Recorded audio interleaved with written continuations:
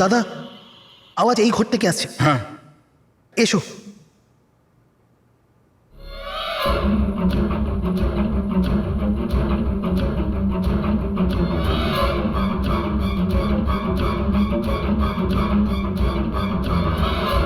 মদন বাবু,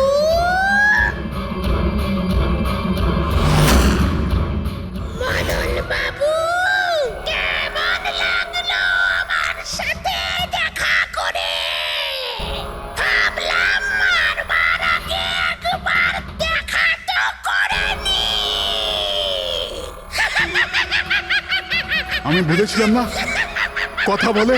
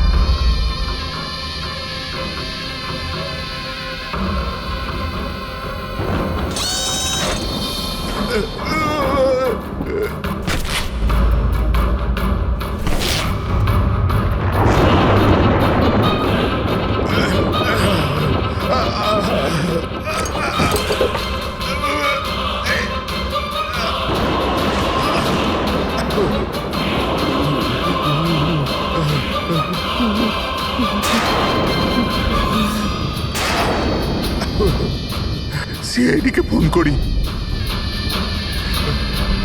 hello. হ্যাঁ, আপনি বলুন। হ্যালো। মদনবাবু বলুন, মদনবাবু কি হলো?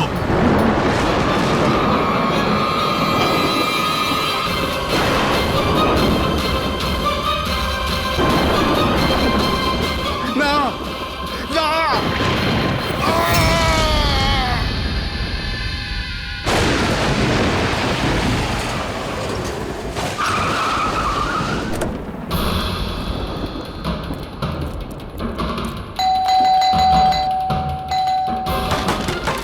মদনবাবু, মদনবাবু, মদনবাবু, মদনবাবু,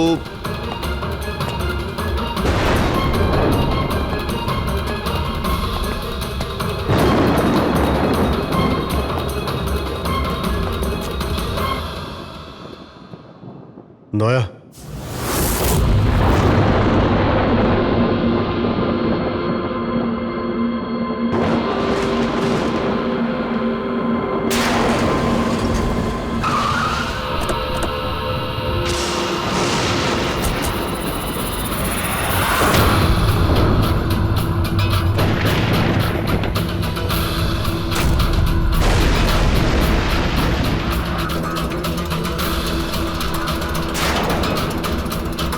মদনবাবু, এই কে? এই কে এখানে?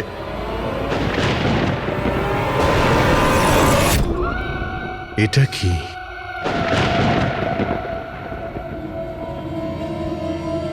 পুতুল?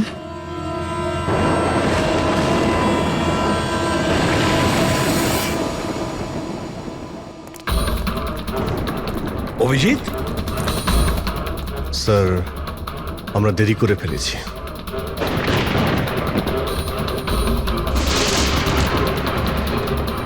মাই গড,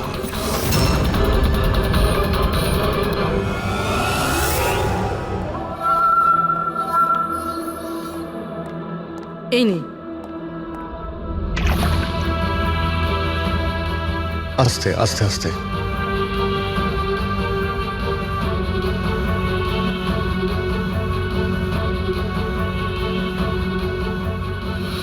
মদন বাবু, আপনি ঠিক আছেন তো?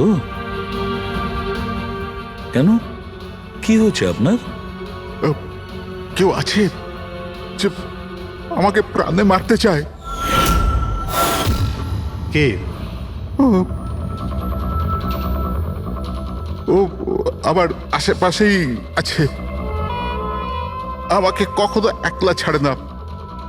হয়তো এখনো আমাকে দেখছে, শুনছে।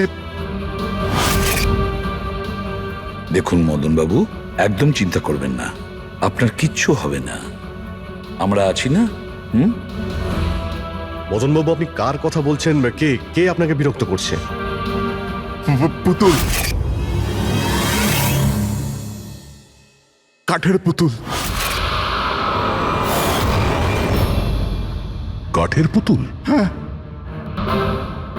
না মানে ওটা ওরকম নয়, যারা কথা বলতে পারে না, অন্যের ইশারায় নাচে।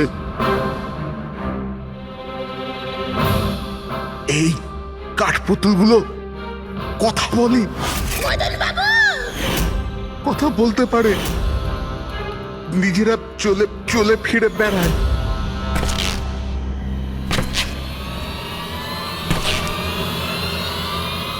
মদন বাবু, ও মদন বাবু, কথা বলা কাঠের পুতুল? হ্যাঁ, আমি জানতাম আপনাদের আমার কথা বিশ্বাস হবে না, কিন্তু কথাটাই এরকম যে কেউই করবে না।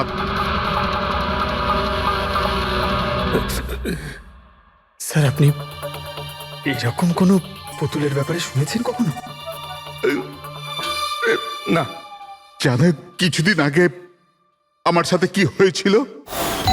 ওই দিন আমার জন্মদিন ছিল, ঘরের বেল বাজলো, তো আমি ভাবলাম যে আমার বন্ধুরা আমার সঙ্গে দেখা করতে এসেছে।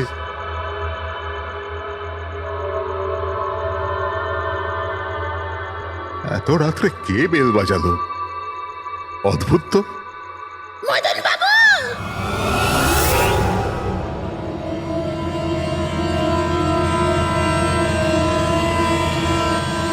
কে? দেখতে পাচ্ছেন না? আমি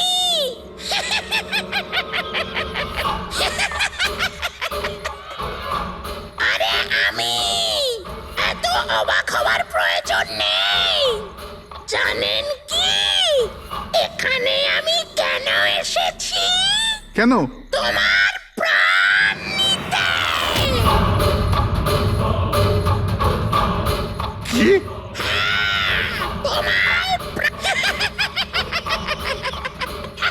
রবি, কবিতা, তাড়াতাড়ি এদিকে এসো। কি হয়েছে দাদা? কে? এ এ পুতুলটা এটা বলছে যে এ আমার প্রাণ নিয়ে নেবে। কি? হ্যাঁ দাদা, এটা একটা নির্জীব পুতুল, হ্যাঁ, ওটাই তো। তো এটা আপনার প্রাণ কি করে নেবে? দাদা, তুমি আমাদের সাথে মজা করছো? হ্যাঁ, না, তোমরা কি বলছো রবি? আমি এরকম অদ্ভুত মজা কেন করব, তাও আজকের দিনে? আরে আমি নিজে শুনেছি যে ও বললো যে ও মেরে ফেলবে এক আমাকে। মিনিট, আমি দেখছি। কি? আস্তে আস্তে রবি। শান্ত হন।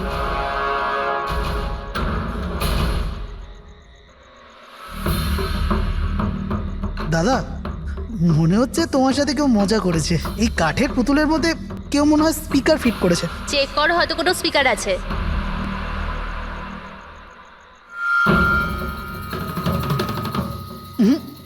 না, এখানে তো কিছু নেই। এখন কোথায় ওই পুতুলটা? কি করে থাকবে? আমি ওই সময় ওকে একদম ভেঙে চুরে জ্বালিয়ে দিয়েছি, শেষ করে দিয়েছি। হুমকি দিচ্ছিল আমাকে, ওকে আমি কিভাবে এমনি ছেড়ে দিতাম? আপনি কি সত্যিই দেখেছিলেন? হ্যাঁ, আমি মদন বাবু, এটা হতে পারে যে আপনি কোনো স্বপ্ন টপ্ন দেখেছিলেন। না, আমি দেখেছিলাম ও একলা। আমি আর একবার নয়, এরকম আমার সাথে বেশ কিছুদিন পর আমার মনে হয় মদন বাবুকে মারার সব থেকে ভালো উপায় এই যে ওনার বুকে ছুরি ঢুকিয়ে দিয়ে। এতে তো পুরো মেঝে রক্তে খারাপ হয়ে যাবে। সবচেয়ে বেস্ট উপায় হলো মদনবাবুকে বিষ দেওয়া হোক। একটা কাজ করা যাক, কেন না ওনার গলায় টিপে দেওয়া যাক। তো আপনি বলে দিন মদনবাবু, আপনি কিভাবে আপনার মৃত্যু হওয়া পছন্দ করেন? এই, মদন বাবু কোথায় যাচ্ছেন?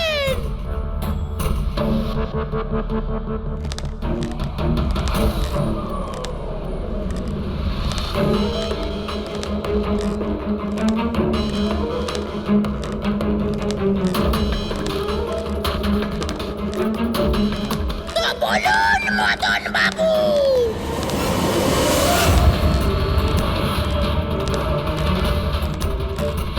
কিভাবে আপনি মরতে চান? বলুন মদন বাবু।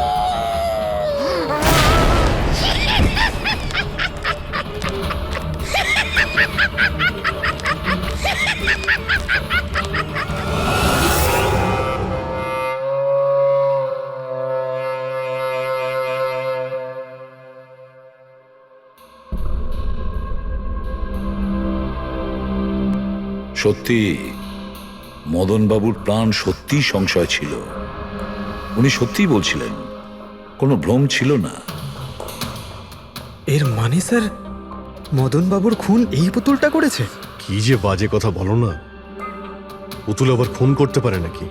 তাহলে স্যার খুনটা করলো কে? সেই ফেডরিক, যে কাঠের পুতুলের খেলাটা ভালো করে জানে। যখন আমরা এখানে এসেছিলাম তখন এই পুতুলটার হাতে এই ছুরি ছিল। সমস্ত প্রমাণ তো এর দিকেই আঙুল তুলছে। তাহলে খুন এই করেছে।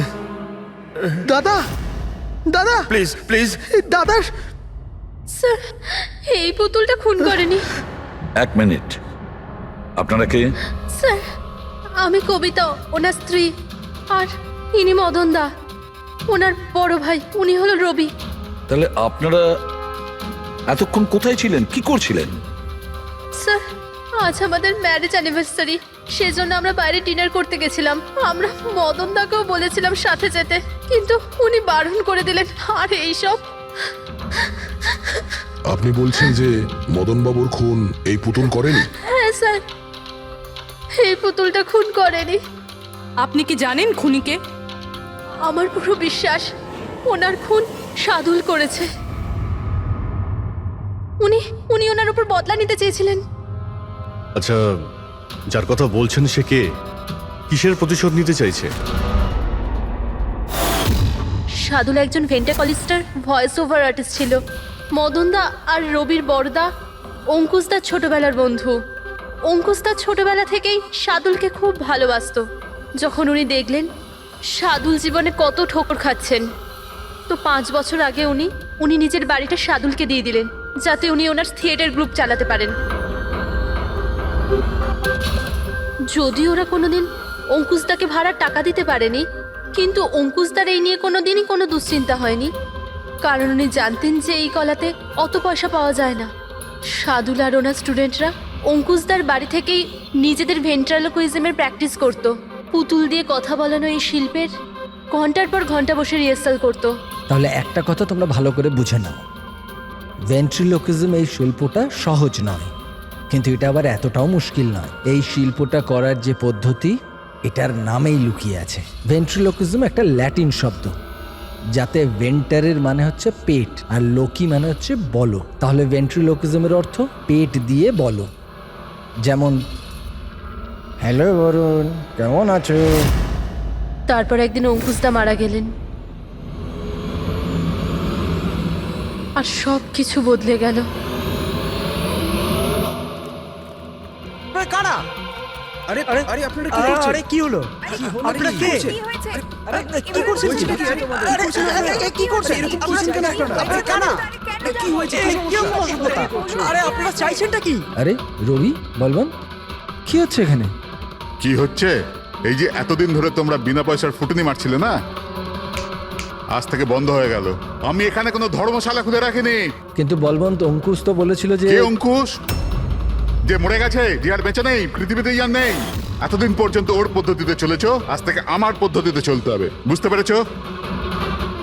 চলো জায়গা ফাঁকা করো। রবি, বোঝাও তোমার দাদাকে। ও কি বোঝাবে আমাকে? আমি বুঝতে পারি তো সবকিছু। আর যদি এখানে থাকতেই হয় তো ভাড়া দিতে হবে। ভাড়া? হ্যাঁ ভাড়া। কত ভাড়া দিতে হবে আমাদের? 4 লাখ। 4 লাখ? 4 লাখ টাকা তো আমাদের কাছে নেই। নেই যখন তখন খালি করো, না হলে আমি পুলিশকে ডেকে তোমাদের সবাইকে জেলে পাঠিয়ে দেবো, আর ওখানে থাকবার জন্য কোনো ভাড়াও দিতে হবে না। বলবন্ত, আমাদের কিছুটা সময় দাও, তাড়াতাড়ি আমরা কোথায় যাব? সময় টময় কিছু পাওয়া যাবে না, অনেক দেখেছি, অনেক হয়েছে তোমাদের তামাশা। চলো স্যার এরকম করবেন না প্লিজ স্যার, প্লিজ স্যার এরকম করবেন না আর স্যার, 1 প্লিজ। মিনিট, যতদিন না তোমরা আজ পর্যন্ত ওর ভাড়া দিচ্ছ, এই যে তোমাদের জিনিসপত্র পড়ে আছে না, আর এগুলো কি, এই কাঠপুতুলগুলো, এগুলো সব আমার কাছে থাকবে। কিন্তু তুমি এই সমস্ত জিনিস নিয়ে নিলে আমরা ভাড়া কি করে দেব? ওসব আমি জানি না। স্যার এরকম করবেন না স্যার, আমরা আপনার সব টাকা মিটিয়ে দেবো স্যার, প্লিজ। স্যার, আপনার এগুলোকে নিষ্প্রাণ কাঠের পুতুল মনে হয়, কিন্তু আমাদের কাছে এগুলো প্রাণের সমান। ও ভাই ট্র্যাজেডি কিং, তোমার এই যে সব মেলোড্রামা আছে না, এগুলো আমার দাদা অঙ্কুশের সাথেই চলতো, আমার সাথে নয়। আর এই যে কি এ 4 লাখ টাকা রোজগার করে দেবে এই কাঠপুতুলগুলো। আরে 4 লাখ কি, 4400 টাকাও রোজগার করে দিতে পারবে না এই কাঠপুতুলগুলো। জানো কেন? কারণ এই শিল্প শেষ হয়ে গেছে, জিরো। এই যে তোমাদের গুরু আছে না সাদুল, ওরই মতো কোনো কাজের নয়, লুজার, একজন লুজারও, বুঝলে? বেরো বেরো, এই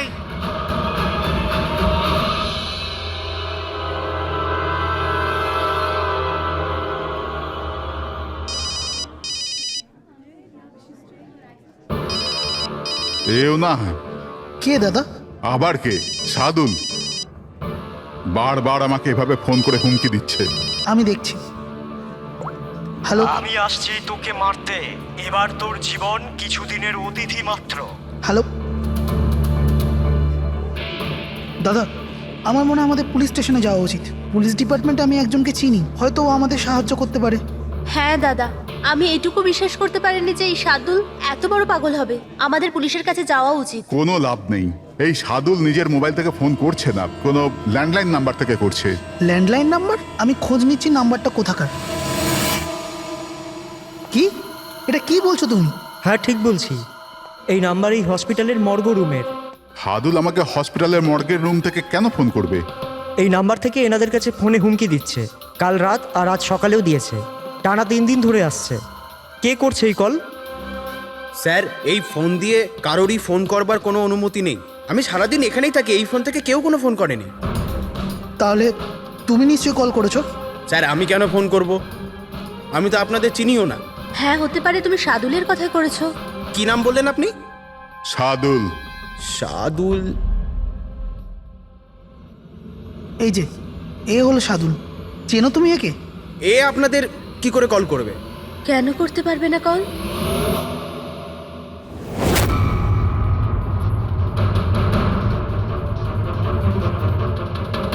এ কিভাবে হয়ে গেল? সাদুল 3 দিন আগে ইনি মারা গেছেন, তাহলে ইনি ফোন কি করে করবেন? কিন্তু এর মৃত্যু হলো কিভাবে? ইনি ড্রিঙ্ক করেছিলেন, একটা গাড়ি এনাকে উড়িয়ে দিয়ে চলে গেছে, ওখানেই ওনার মৃত্যু হয়। যদি ও এখানে মরে পড়ে আছে তো আমাকে হুমকি দিয়ে ফোন কে করছে?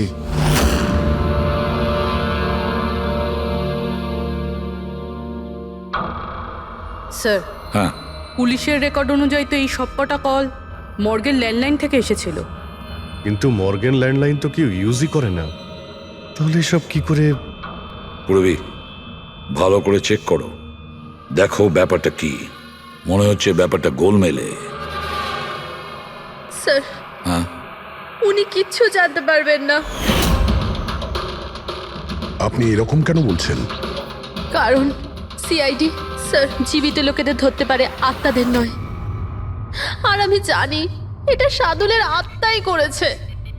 দেখুন, এই আত্মা বলে কিছুই হয় না। আর আপনি একজন এডুকেটেড পার্সন হয়ে এইসব বলছেন? আপনিও তো পড়াশুনো জানা, আপনি বলুন না, একটা লাশ মর্গ থেকে ফোন কি করে করতে পারে? কি করে ওই মদনদার সাথে ওই পুতুলটা কথা বলতে পারে?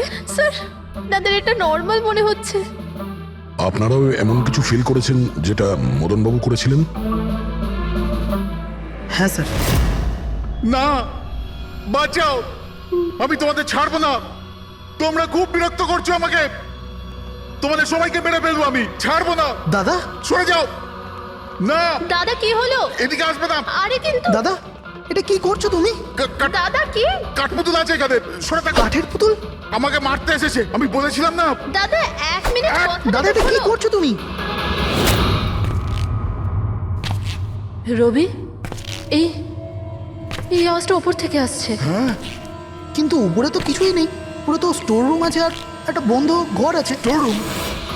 হ্যাঁ, ওই স্টোর রুমের মধ্যেই তো আমি সমস্ত কাঠপুতুলগুলো একটা বড় বাক্সের মধ্যে তালা লাগিয়ে বন্ধ করে রেখেছি। কাঠের পুতুল? ওগুলো সব বাইরে চলে এসছে কিভাবে? কি?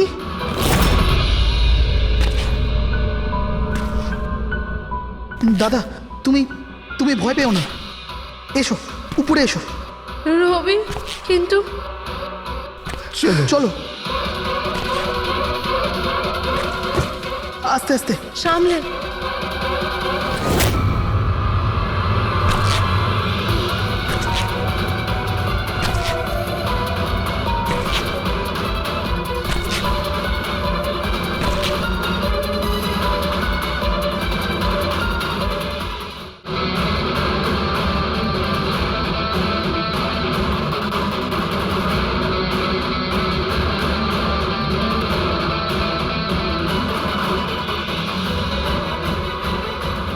মদন বাবু, দাদা, আওয়াজ এই ঘর থেকে আসছে। হ্যাঁ, এসো।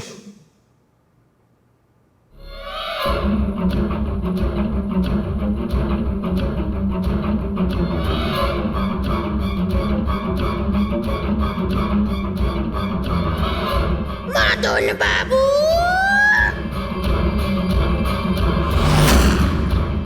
মদন বাবু, কেমন লাগলো আমার সাথে দেখা করে? ভাবলাম মারবার আগে একবার দেখা তো করে নি। আমি বলেছিলাম না কথা বলে। স্যার, মদন দাদা সব পুতুলগুলোকে বাক্সে বন্দি করে রেখেছিল, কিন্তু কি করে জানি না এই পুতুলগুলো কোথা কোথা থেকে বেরিয়ে আসছিল। আমরা ওই বাক্সটাও দেখতে চাই, ওই রুমটাও যেখানে ওই তোমরা কাঠের পুতুলটা দেখেছিলে, সেটা কোথায়? স্যার, দুটো ঘরই উপরে স্যার। চলো দেখাও। আসুন স্যার।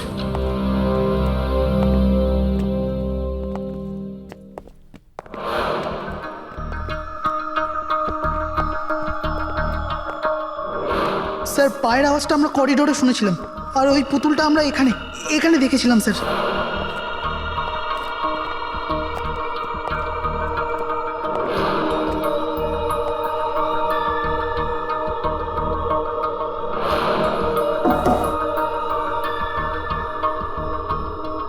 আচ্ছা, এটা বলুন যে এই রুমটা এত ফাঁকা কেন? স্যার, আমি ভেবেছিলাম কি এখানে ট্রেডমিল আর বাইসাইকেল রাখবো, একটু এক্সারসাইজ করব, কিন্তু সময় পাইনি।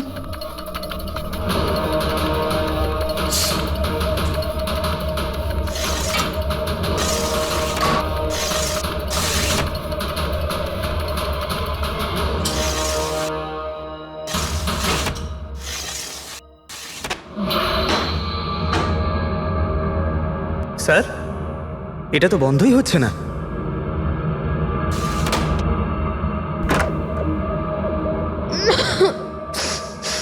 আসুন স্যার। স্যার, এই ওই পেটিগুলো যেখানে পুতুলগুলো বন্ধ করা আছে। একটু লাইটটা অন করবেন? হ্যাঁ।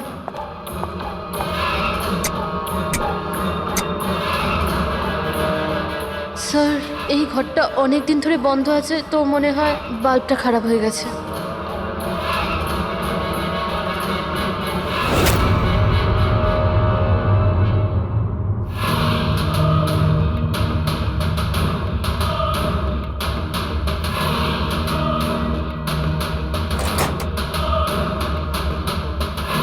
স্যার প্রত্যেকটা বক্সে তালা লাগানো আছে।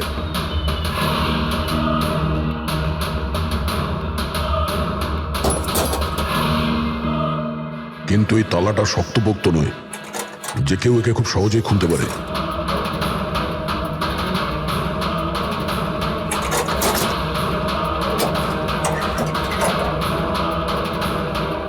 এতগুলো পুতুল,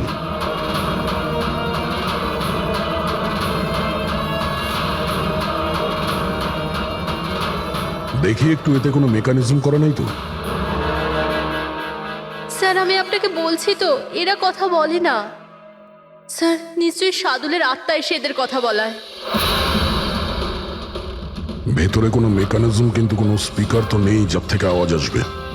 স্যার উনি কিন্তু ঠিক কথাই বলছেন, না তো কোনো মেকানিজম আছে না কোনো স্পিকার, কিন্তু তাহলে এই পুতুলগুলো কথা বলে কি করে?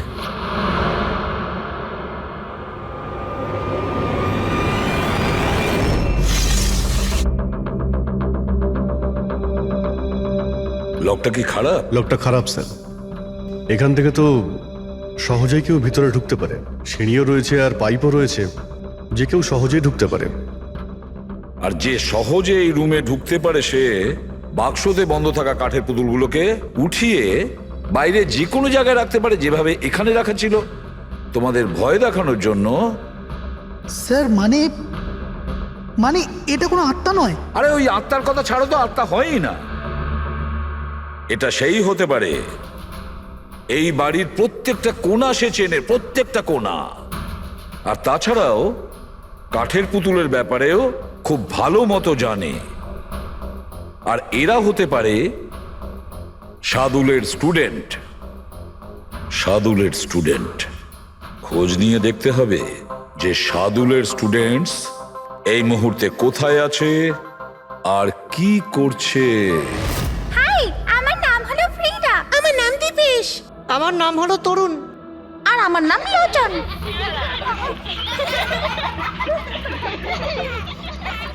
আজ আমি তোমাদের একটা দারুণ গল্প শোনাতে চলেছি। না, সবসময় কেন তুমি শোনাবে গল্প? আরে তুই তো আপত্তি কিসের? হ্যাঁ হ্যাঁ ফ্রিডা, তোমার সবসময় ভালো রোল প্রয়োজন পড়ে। হ্যাঁ দীপেশ, তুমি একদম ঠিক বলেছো। পরিশ্রম আমরা করি আর ফেমাস তুমি হয়ে যাও। তোমার পুতুলও তো সেই কথাই বলছে। স্যার বুঝতে পারছি না স্যার, এটা এই পুতুলগুলো কথা বলছে কি করে? আরে পঙ্কজ, এটা একটা আর্ট, ভয়েস চেঞ্জ করার আর্ট। এটাকে বলে ভেন্ট্রিকুলিজম। একদম, কথা তো এরাই বলছে, কিন্তু মনে হয় যেন এই আওয়াজ পুতুলের মুখ থেকে বেরোচ্ছে। কিন্তু স্যার এরা কোথায় কথা বলছে আপনি দেখুন না, এদের তো ঠোঁটটা পর্যন্ত বন্ধ। দেখো আমি বলছি আমি বেস্ট। এটাই তো শিল্প পঙ্কজ, মুখ না খুলে এত পরিষ্কার কথা বলা। আওয়াজ এখানে এই পেট থেকে বেরোয়। ওই আত্মাও এদের মতো শিল্পীরই তৈরি করা। ওই পুতুলগুলো এই আর্টের দ্বারাই মদনবাবুর সঙ্গে কথা বলে, আর ওই নিউজ রিডারও। কিন্তু স্যার এরা তো পুতুলগুলোকে হাত দিয়ে নাড়াচ্ছে স্যার। হ্যাঁ, এরকমই তো হয় পাপেট শোয়ে। কিন্তু মদন বাবু ওই পুতুলটা দেখেছিল স্যার, ওটাতে কেউ হাত দিয়ে নাড়াচ্ছিল না আর না কথা বলছিল এভাবে। হ্যাঁ ঠিক আছে, হতে পারে কোনো মেকানিজম ফিট করেছিল ওই পুতুলে, যেটা কোনো রিমোট কন্ট্রোল দিয়ে অপারেট করা হতো। স্যার কিন্তু রবি বলছিল যে ওর ভেতর কিচ্ছু নেই, কিচ্ছু নেই। সাউন্ড মেকানিজম ছিল না, কিন্তু ওর মাথার ভেতরে কোনো মেকানিজম ছিল যার কারণে ওর মাথা আর মুখটা নড়তো, যেটা হতে পারে রবি দেখেনি। এইরকম পুতুল তৈরি করা শার্দুল বা ওর কোনো স্টুডেন্টেরই কাজ হতে পারে, যে মদনবাবুর বাড়ির কোনা কোনা চেনে। এরা জানতে পারে ওই জানলার ব্যাপারে, যার লকটা ভাঙা ছিল। বাড়িতে ঢুকে প্রত্যেক জায়গায় পুতুল বসানো আর ওদের দিয়ে কথা বলা তো এদের বাঁ হাতের কাজ। কিন্তু স্যার মর্গ থেকে এরা কল কি করে করলো? স্যার হ্যাঁ স্যার স্যার জানতে পেরে গেছি যে মর্গ রুমের ফোনগুলো কিভাবে আসছে। কিভাবে? স্যার এর জন্য স্কুফিং সফটওয়্যার ব্যবহার করা হয়েছে। স্কুফিং সফটওয়্যার? সেটা আবার কি? স্যার এক্ষুনি বলছি।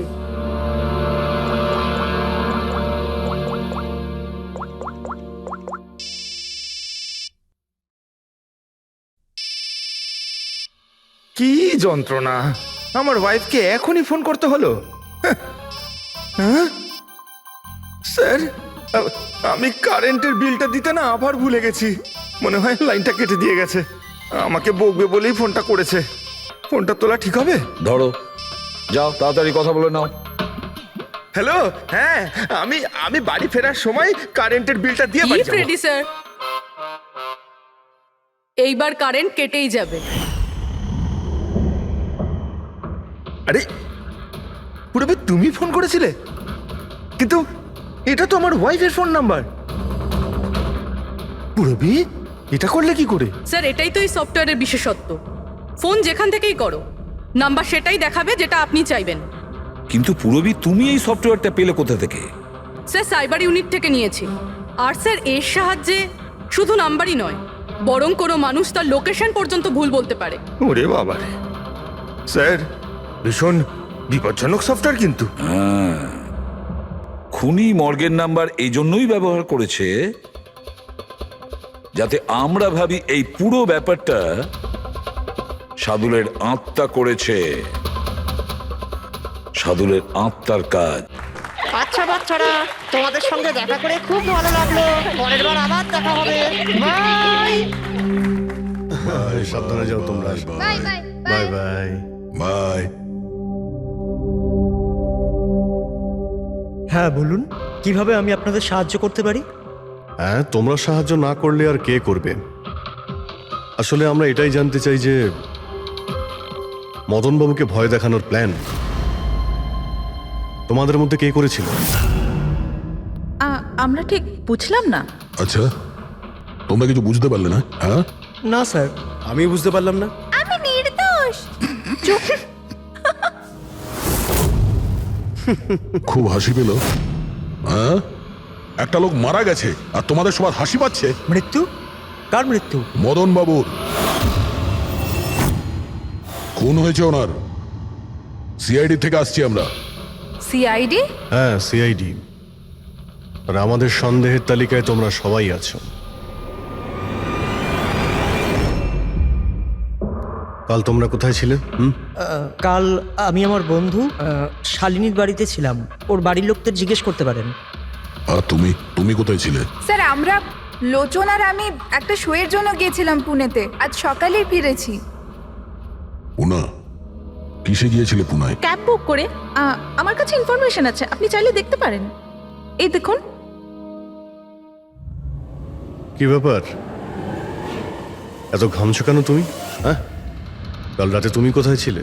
স্যার, ওই আমি বলছি, তুমি কাল রাতে মদনবাবুর বাড়িতে ছিলে কিনা? হ্যাঁ হ্যাঁ, ছিলাম ওখানে, কিন্তু আমি কাউকে মারিনি। তাহলে ওখানে কি করতে গিয়েছিলে? হ্যাঁ স্যার, আমি তো শুধু মদনকে শিক্ষা দিতে চেয়েছিলাম। যেটাও সাদুল স্যারের সাথে করেছে, খুব খারাপ করেছে। আর হ্যাঁ, আমাদের মাঝে আজ যে সাদুল স্যার নেই তার একটাই কারণ, সে হচ্ছে মদন। ওনার জন্যই উনি মদ খাওয়া শুরু করেছিলেন আর সময়ের আগেই মারা গেলেন। তোমরা ভেবেছো খুনের বদলা খুন? না না স্যার, আমরা শুধু ওনাকে ভয় দেখাতে চেয়েছিলাম। গৌরবের প্ল্যান ছিল এটা। হ্যাঁ স্যার, গৌরবই কালকে রাতে আমাকে ফোন করে ডাকে, ওই 11:30-12টার আশেপাশে। কিন্তু আমি একটু লেট হয়ে যাই আর 12:30টায় গিয়ে পৌঁছাই।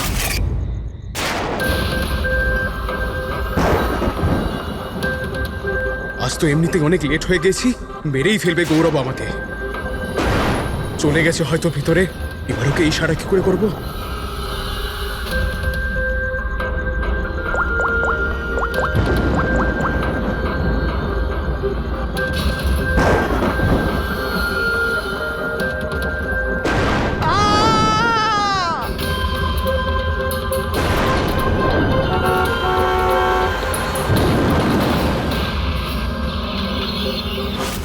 গন্ডগোল তো করেই ফেলেছ, মদনবাবুর খুন হয়ে গেছে। স্যার, আমার এই খুনের সাথে কোনো রকম সম্পর্ক নেই। আর গৌরবের? স্যার, এটা তো গৌরবই বলতে পারবে, তাই না? ঠিক আছে, গৌরবকে ডাকো। কোথায় ও? গৌরব তো এখন গোয়াতে আছে। গোয়াতে কেন? স্যার, এটা জানি না। ওকে কিন্তু বাঁচানোর চেষ্টা করবে না, নাহলে তুমি ফেসে যাবে, বুঝেছো? না স্যার, এরকম ব্যাপার নয়। কালকে রাতে যখন ওকে আমি ফোন করি তখন ওর ফোন বন্ধ ছিল। আজকে সকালে মেসেজ আসে আমার কাছে। মেসেজ দেখাও তো। স্যার, কাল রাত্রে যেটা হয়েছিল সেটা হওয়ার কথা নয়। আমি গোয়া পৌঁছে গেছি কিছুদিন গা ঢাকা দেওয়ার জন্য।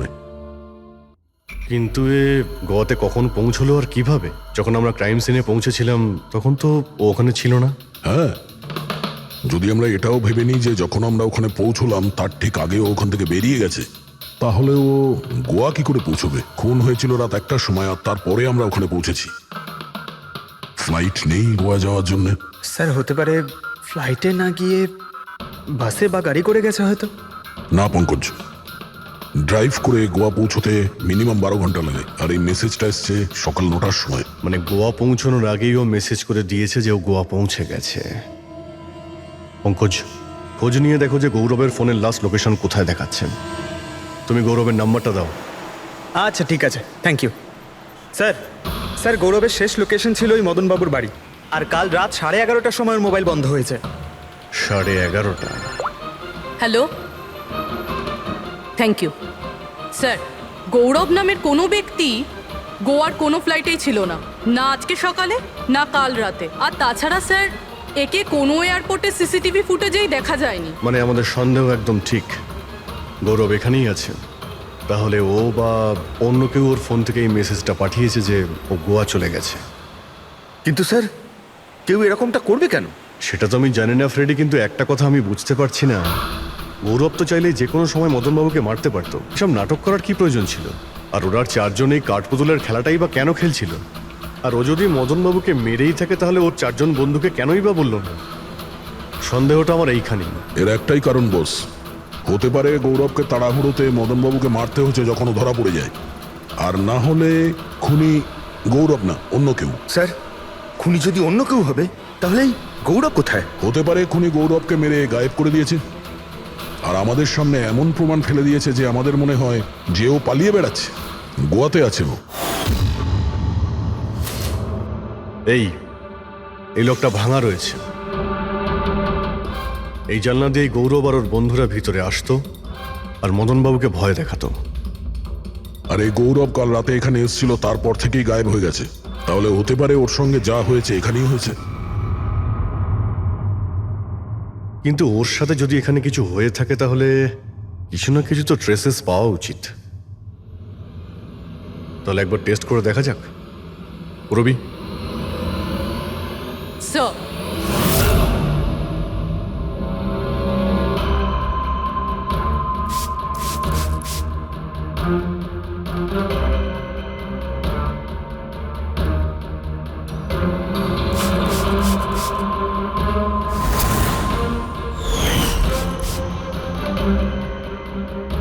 স্যার আপনার সন্দেহ ঠিক ছিল, এখানে তো রক্ত রয়েছে। ও যখন এই দরজা দিয়ে বাইরে বের হয়েছিল তখনই ওর ওপরে কেউ আক্রমণ করে। স্যার, এদিকে তো কোনো চিহ্নই নেই। ওদিকটা দেখো। এই যে স্যার, ওখানেও দেখো।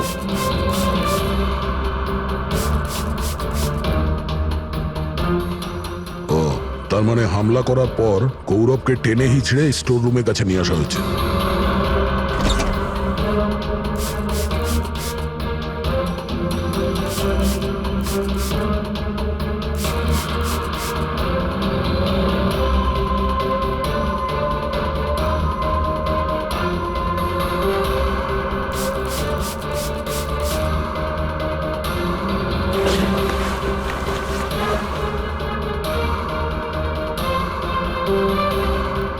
রক্তের দাগ তো এতটা অবধি রয়েছে, তার মানে গৌরবকে এখানেই। আর আমরা এখানে এলাম কিন্তু আমরা জানতেই পারলাম না। আর তারপরও গায়েব হয়ে যায়। মনে হচ্ছে এখন বডিটাকে কোথাও পুঁতে দিচ্ছে এই বাড়ির লোকেরা।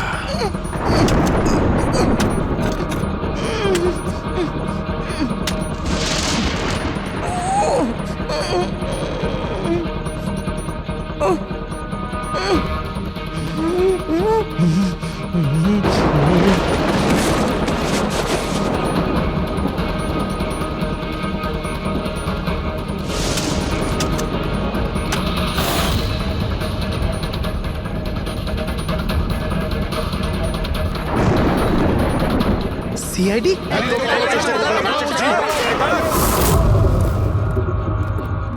সরে যাও পিছিয়ে যাও। স্যার। হ্যাঁ, জীবিত আছে। তাড়াতাড়ি হসপিটালে নিয়ে যাও। তোমরা কবর দিতে চাইছিল ওকে? হ্যাঁ, কিন্তু আপনি কি করে জানলেন আমরা এখানে? আজকাল মোবাইলের মাধ্যমে আমরা অপরাধীকে ধরে ফেলি।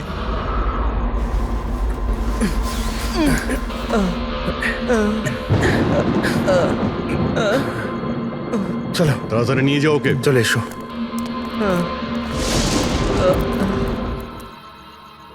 ওই স্বার্থপর আর লোভী মানুষটার মরে যাওয়াই ঠিক ছিল।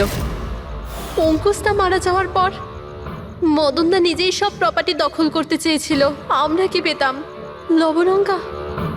আমরা এই প্ল্যানটা তখন বানালাম যখন বাড়িতে ওই কাঠপুতুলের ঘটনাগুলো ঘটছিল। আমরা জানতাম স্যার কোনো আত্মা টাত্মার চক্কর নয়। এই জন্যই আমরা এক রাত জাগলাম যাতে এই পুতুলটার রহস্যের পর্দা খুলতে পারি। আর তারপরে তোমরা গৌরবকে ধরে ফেলো। হ্যাঁ,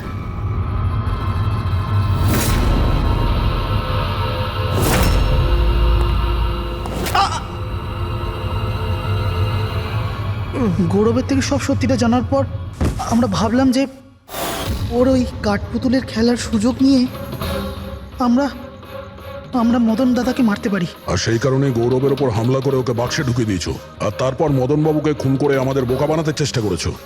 আর এটা দেখাতে চেয়েছিলে যে খুন পুতুল করেছে। হ্যাঁ, আমরা জানতাম যে সিআইডি কখনোই আত্মাদের গল্প আর পুতুলদের খেলার উপর বিশ্বাস করবে না। আর আপনারা সোজা সন্দেহ করবেন সাধুলের স্টুডেন্টদের, বিশেষ করে গৌরবের ওপর। আর আমাদের মিসলিড করার জন্য গোয়ার ওই মেসেজ পাঠিয়ে দিলে। হ্যাঁ, আমরা ভেবেছিলাম যে আপনারা সারা জীবন ধরে গৌরবকে এখানে ওখানে খুঁজতে থাকবেন আর আমরা ওকে মেরে এখানে পুঁতে দেবো। টাকার জন্য তোমরা নিজের দাদাকে মেরে ফেলেছো। কি করবে এই টাকা নিয়ে? আর না এখন এই টাকা তোমাদের জেলে যাওয়ার থেকে বাঁচাতে পারবে, আর না ফাঁসির দড়ি থেকে।